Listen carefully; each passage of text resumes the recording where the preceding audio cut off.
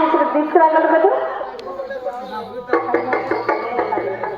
అతని ఇంటికి రప్పించిన అలవైన కార్యం మాత్రం కానే కాదు. ఎందుకు చేతండి? మహాపండితుడు